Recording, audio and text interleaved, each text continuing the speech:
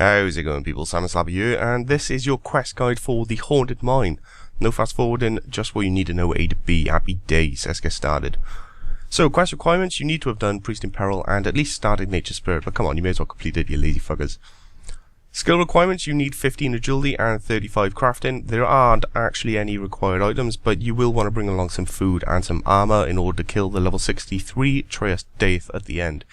And he's an absolute pain in the ass. You can do it with 40 stats, you will be needing some decent food, so yeah, it's definitely doable. Lobbies will do you perfectly fine for this fight, no problem at all. In order to start this quest, you want to come down to the west of Morden, and you'll basically find this little zealot fella wandering around. Go and talk to this lad, and you can start the quest. So, let's get into it then. So, as soon as you're here, just go ahead and speak to the zealot. Quickly run through the chat. Choose option 1, I follow Sarah Domin, because why not? Then option 1, I come seeking challenges and blah. And then option 1, what quest is that? Quickly run through his nonsense.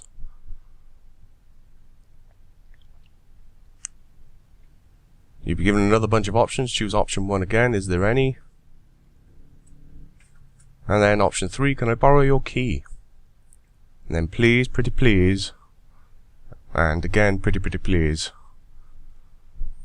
And basically you'll be an ass, so steal it from him. Or just right click a pickpocket. Screw the zealot. Now that you've got the key in hand, head down to your south, follow this little rail track, and eventually you'll come across a minecart on its own. Just go ahead and climb over that, and then wander into the cave just to your west. So once you're in here, head almost directly to your west, and then head to your southwest. It's a little, well, it looks like it's cut off, but there's actually an exit here. Go ahead and climb through the wall, because, yeah, that's what you do. Then you appear outside, head a little bit to your south, and climb back in the opposite entrance.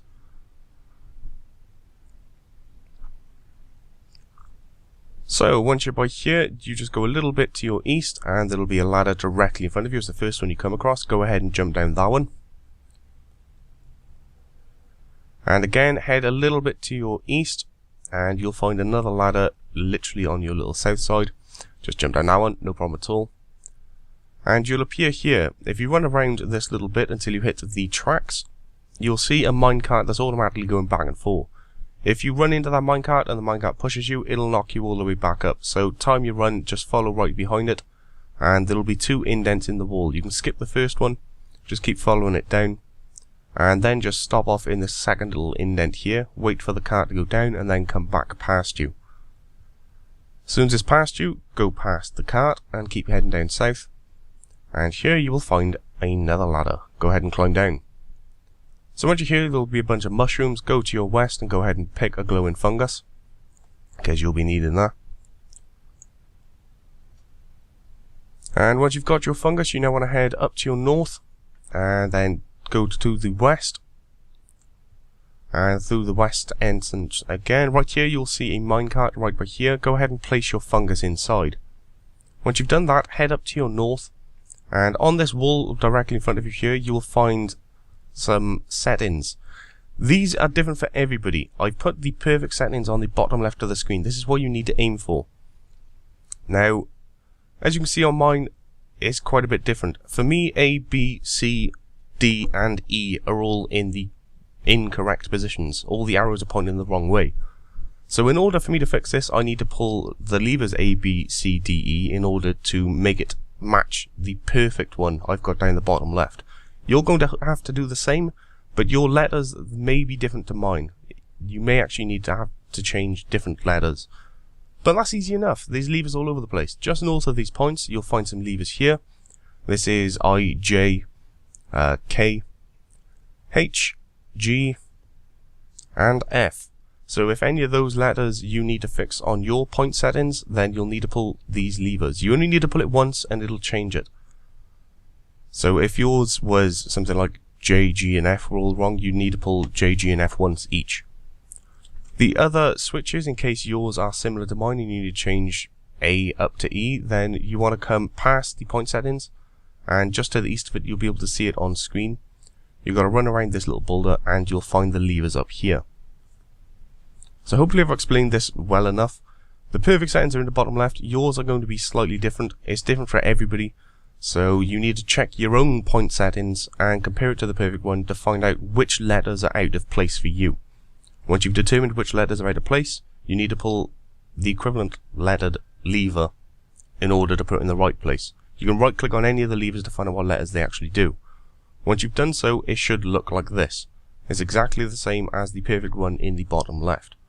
This may take you a little while. It shouldn't take you more than 5 minutes, to be perfectly honest. Just find out which letters are incorrect for you, pull the correct levers, and it's simple as that. Nice and easy. And that is pretty much all there is to it. So if your A is out of place, you need to pull the A lever. If your B is out of place, you need to pull the B lever, for example. As soon as everything's perfect and it matches the perfect setup I got on the bottom left, simply go back to the settings and click start. As soon as you do, you'll have a little cutscene and your minecart you put that glowing fungus in will have pissed off somewhere.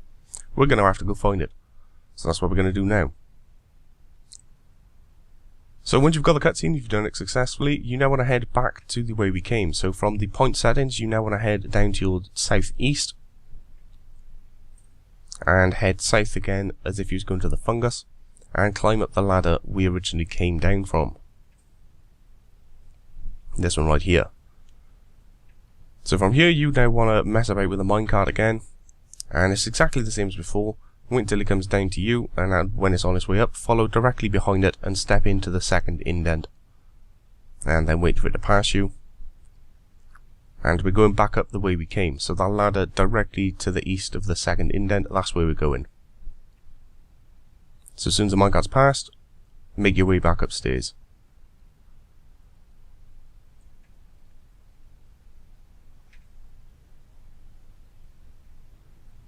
So once you're up here, head directly to your west, and we're going up this ladder. And once you're up here, head directly west and exit through the cave hole.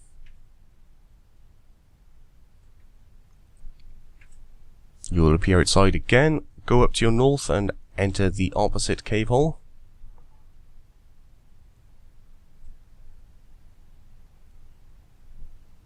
And once you're here, you want to go down the ladder directly in front of you. And down here you want to head slightly to your east, and then you want to head to your north, almost directly north, and there will be a ladder up in this corner here. Go ahead and jump down there. From here head directly west, and in the very northwest corner of this map is another ladder. You go ahead and climb down that. And here is the cart with our fungus. Go ahead and search it to receive the fungus again.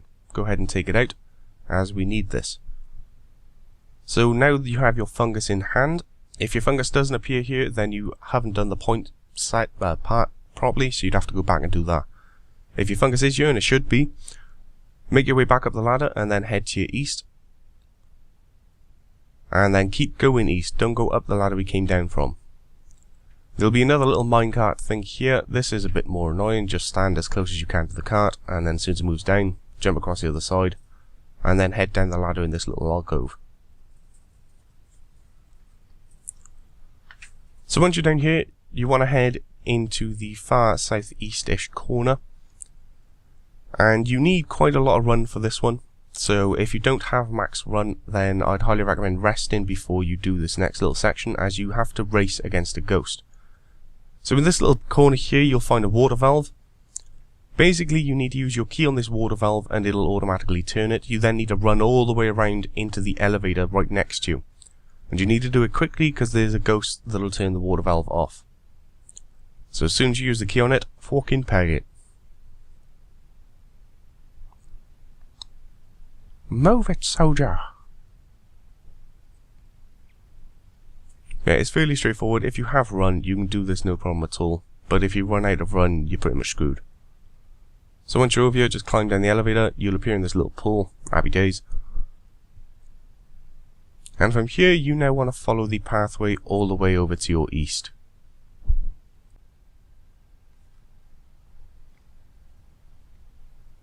So follow this pathway all the way to the east, eventually you'll come to some stairs. Go ahead and climb down them. And we're coming up to the boss fight now. Directly to your west is a doorway. As soon as you enter through, this is the boss room.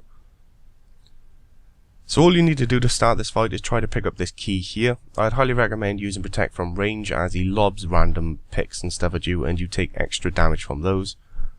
It's not really necessary, to be totally honest. In old school it is, but in EOC you can kind of get away without using it as long as you have like 40 plus gear. You'll be perfectly fine. But as soon as you try to take the key, Trace Death will now spawn. Go ahead and try to attack him. This fight is annoying, to say the least. Basically, he will constantly move around the room and he turns invisible whilst doing so, but his HP and stuff appears above his speed, so just follow that and stab him in the face. This will either take you like 30 seconds or like 10 minutes, because depending on how long he stays in each position, depends on if you can actually deal any damage to him. Obviously weapon accuracy and stuff is going to make a bigger difference here more than anything else.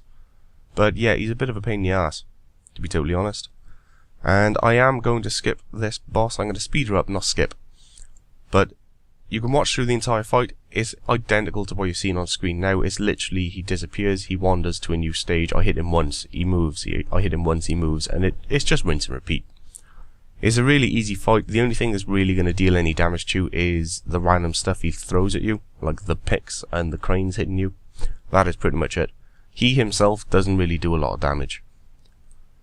This fight is more about durability than anything else. He's a pain in the ass, pretty much. All in all, pretty easy boss. So yeah, I'm going to fast forward this now until he's dead, and I will catch you then. Feel free to pause the video.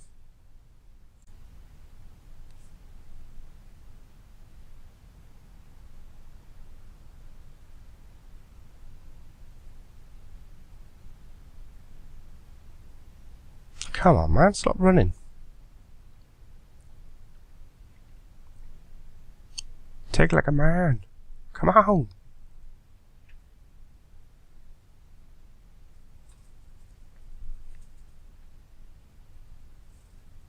Happy days. So there you go, that is the boss fight in a nutshell. It's basically just follow him around and keep hitting him. As soon as he's dead, go ahead and pick up that key we tried to at the start. And this key allows us to go to the crystal mine. So once you've got the key in hand, you now want to head back out the way we came in. So go to your east and go to the doorway. And then keep going east and head up the stairs. From here you want to follow this pathway all the way to the west.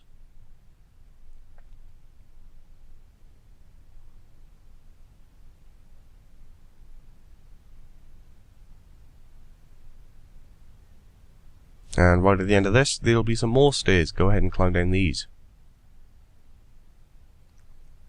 Head east a bit and there's some large doors on your south side. Make your way through those. Head down towards your south and a little bit east and you'll come across some pink stones. You just need to simply chisel one of these off and that is quest complete. Now the advantage of these is you can actually make a amulet out of these called a salvami, which is good against undead if you didn't know. And there is a way to get multiple versions of these so you can hold multiple salvamis, which I highly recommend doing. So go ahead and continue the quest. Make sure you got some inventory spaces. All you simply need to do is drop the shard you have on you and then pick another one.